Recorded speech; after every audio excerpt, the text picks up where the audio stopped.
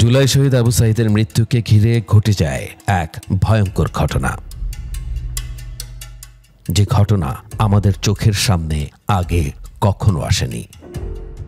মৃত্যুর কারণ ধামাচাপা দিতে তখন মরিয়া হয়ে উঠেছিল খোদ রাষ্ট্রযন্ত্রের সর্বোচ্চ মহল। সেদিন গুলি লাগার পর আবু সাঈদকে দ্রুত হাসপাতালে নেওয়া হয়, কিন্তু ততক্ষণে সব শেষ। রংপুর মেডিকেল কলেজে কর্তব্যরত ডাক্তার রাজিবুল ইসলাম নিশ্চিত করেন যে আবু সাঈদের মৃত্যু হয়েছে মাল্টিপল প্লেট ইনজুরি এবং ইন্টারনাল হ্যামারেজের কারণে। আবু সাঈদের যে আঘাতগুলো পেয়েছি একটা আমরা ডেসক্রিপশন দিয়েছি, মানে ছবিও আমার কাছে আছে, ছবি তোলা আছে আমার কাছে। অনেকে অপপ্রচার চালাচ্ছে যে আসলে হেড ইনজুরিতে সাঈদের মৃত্যু হয়েছে, কিন্তু এটা আদৌ না। আমাদের এখানে ডেসক্রিপশন আছে যে multiple pellets in lodgement in the different part of the body, মানে শটগানের পিলেট শরীরের বিভিন্ন অংশে ঢুকেছে এবং ভিতরে ইন্টারনাল স্ট্রাকচার ড্যামেজ করেছে, যার কারণে ইন্টারনাল হেমোরেজে রক্তক্ষরণ হয়েছে বেশি এবং শকে যেয়ে মৃত্যুবরণ করেছে এবং এটা একটা হত্যা।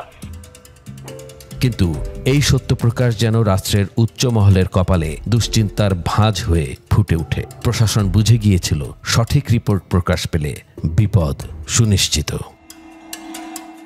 সেদিন বিকেল 5টার পর থেকেই পুলিশের ঊর্ধ্বতন কর্মকর্তারা ডাক্তার রাজিবুল ইসলামের সাথে যোগাযোগ শুরু করেন। তাদের নির্দেশ ছিল সুস্পষ্ট, দ্রুত পোস্টমর্টম শেষ করে লাশ ডিসপাস করতে হবে এবং গুলি নয় বরং মাথার আঘাতকে মৃত্যুর কারণ হিসেবে উল্লেখ করতে হবে।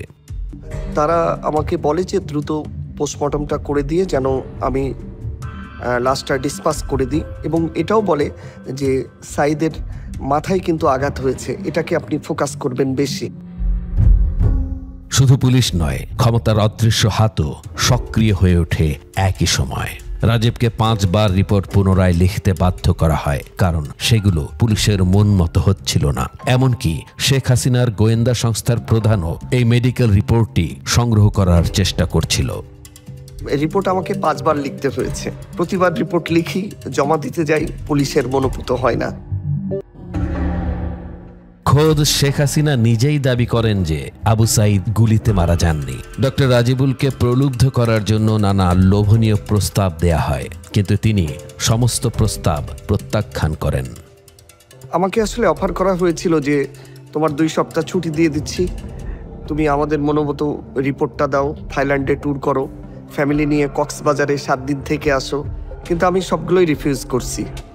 পর্দার আড়ালে থেকে যাওয়া এই জুলাই সেনার কথা আল জাজিরা টিভির এই অনুষ্ঠানের আগে হয়তো তেমন কেউ জানতেন না। এমন আরো অনেক যোদ্ধা আছেন 1 বছর পার হয়ে গেলেও যাদের নাম এখনো জনসম্মুখে প্রকাশ পায়নি।